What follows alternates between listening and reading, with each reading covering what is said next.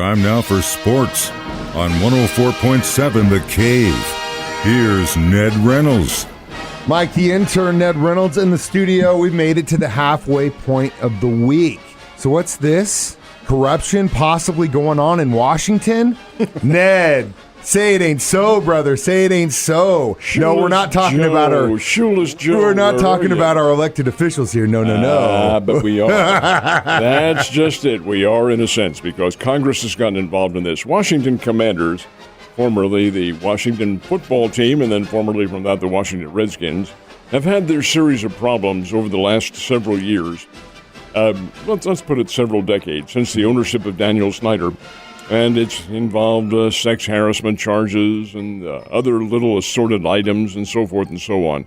This one has the potential of being rather serious. There's a rule in the National Football League, and it's existed almost forever, that the revenue from each game is split 60-40, 60% for the home team and 40% which goes into a fund for visiting teams, and that's distributed at the end of the year. The Washington Commanders are being accused of withholding money from that fund, and it may have been as much as $5 million. They are also accused of withholding money repay to season ticket holders for circumstances in which they would have gotten a refund. Well, this all came about when a letter was sent to the Federal Trade Commission and to Congress saying, hey, you better investigate this. Well, the team's in Washington. Actually, it's in Landover, Maryland, but that's Washington, D.C. And they said, hey, we better send some investigators in. Well, the investigators from the Federal Trade Commission have discovered that there is credence to these charges, and this has the potential of, hey, sending some people to jail. We'll see what happens. What are you're telling me that the Washington Commanders have season ticket holders? Well, they have actually. I'm just kidding. Fan base. I know they do. I'm just kidding. I kid.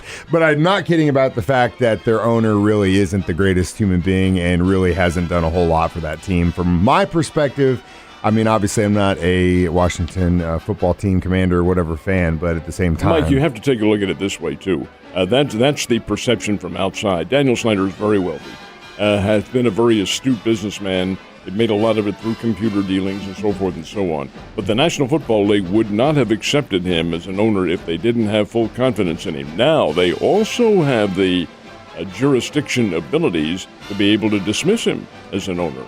And his record has been rather spotty in the NFL. Yeah. So from that standpoint, but his credibility as a businessman is pretty good. Well, that doesn't make him a good person, though, at the same time. Most of the time, those guys are a little bit more shrewd than most. So it'll be interesting to see what happens and if the big hand of the NFL comes down on old Mr. Snyder.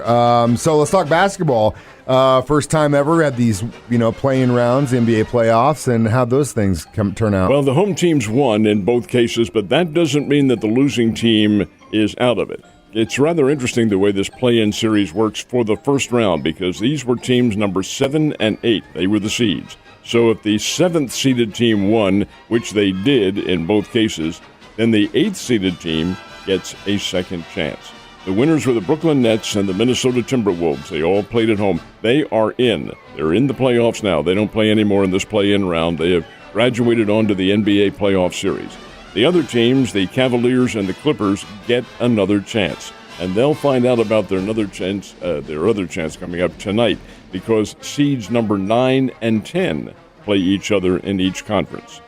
So the winner of that one goes on to play the loser of last night's game.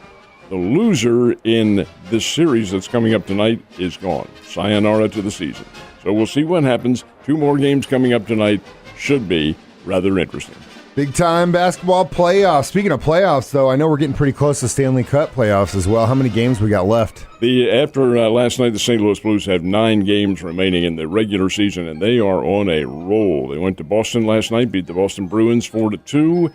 The Blues are playing well. They're not going to catch the number 1 team in their division, but they are going to get for themselves, the way they're going right now, a pretty good seed for the Stanley Cup playoffs. But 9 games remain. Stanley Cup begins in the National Hockey League April 29th and runs until next Christmas. Yeah, well, dude, the hockey season, it seems like it's never ended at all. It was the only thing happening through COVID, and then they just kept right on going.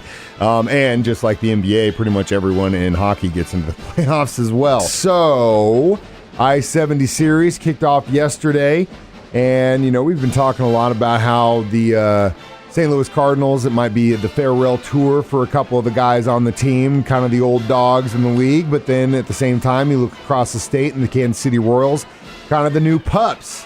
So it's an interesting matchup and definitely a good first game yesterday, I thought. It was a pretty good game. The Cardinals won it by a score of 6-5, but Kansas City came out and showed some offense. I think what the fans really came to see Albert because Albert played last night. He was the designated hitter. The Royals started a left-handed pitcher, and that's when Albert is going to be the DH. And he hit number 680 last night. 680th career home run. Still has 20 to go to reach that coveted 700 mark, but, hey, he could do it. Albert's going to play on a very limited basis this year. He really can't play in the field anymore. And he will play probably against only left-handed pitchers. But regardless of that, fans came to see that. The Royals put up a pretty good fight. Got a home run by Perez. He hit one in the eighth inning to make the score 6-5. Cardinals had two. Arenado also had one along with Albert. But the fact of the matter remains that the Cardinals squeezed this one out by a score of 6-5. I think Kansas City's a very good team. They are scheduled to play today. It's a day game. That's probably pretty much in jeopardy with our weather conditions being what they are. But we'll see what happens. It's a good series. But, Mike, it's a series I think it's begun to diminish a little bit.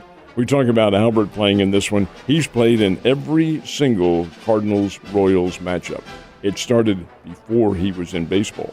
Now, think about that.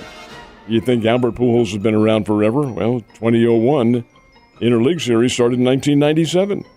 It's been going a long time. I'm for doing it away. I think it's lost its luster. Really? Well, what would you do? What would you replace it with instead of that series? It would be the schedule in the leagues. Within the leagues is convoluted at the moment. It's not even, and you'd even it up. Yeah. Well, interesting take. I guarantee you they ain't going to do it because they want butts in the seats, and that's the way they're looking at it. Are the butts showing? Yeah, that's also it, too. I bet they are in Kaufman. Springfield Cardinals back out on the road. They get a win last night. Actually, they did. 6-3, played very well. Springfield has a nice ball club. They can hit the ball. I think their pitching's still a little suspect, but down at North Little Rock, Arkansas, they played a day game yesterday. This is kind of interesting the way they're playing. All series in minor league baseball is Tuesday through Sunday, and Monday is an off day. But Monday was not an off day this week. They played Monday, and they're playing through Saturday. What's this? They have Sunday off? Easter Sunday. Yep. Easter Sunday. They're not going to play the game, so it'll be Sunday and Monday off, 2-day rest, and then the Springfield Cardinals return home for a series. But, got a 6-3 win yesterday. Now we know how Ned Reynolds remembers when it's Sunday. Baseball just started, and the games don't happen that day, and he's like, oh, it's Easter. That's why. Got to go dye my eggs so I can hide them. Last but not least, they weren't the only team locally that were playing yesterday. The Bears actually played. And did they get a dub? Have they got the ship righted and going in the right direction? They did for a while last night. I was over and watched the game. Played Oral Roberts University. And Oral Roberts is not all that bad. They are now 18-12 on the year.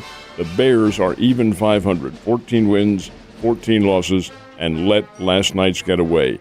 Mike, you have to remember, and the Bears are finding this out if they didn't know it already, you have to be diligent in every phase of the game. Bears hit the ball. Bears hit the ball big time against Oral Roberts. They were up 8-3 late in the ball game. Then began to diminish. The Bears pitching staff does need some work, and defensively, the Bears need some work. 2 errors in the ninth inning, a couple of key hits. Oral Roberts scored 4 runs and wins the game 9-8. For the game, the Bears had 5 errors, 5 defensive mishaps. Can't have that and expect to win. Missouri State will host Evansville coming up this weekend. Evansville is not one of the contenders in the Missouri Valley Conference, but the Bears, if they hope to be a contender, and the Valley Tournament is here in the middle part of May, they really need to tighten the ship. Not looking good. Not looking good at all. I could see it on the look on your face. And you were there last night, Ned. Well, stay inside a little bit longer while this thunderstorm blows over, and we'll drink some more coffee. I'll see you tomorrow, sir.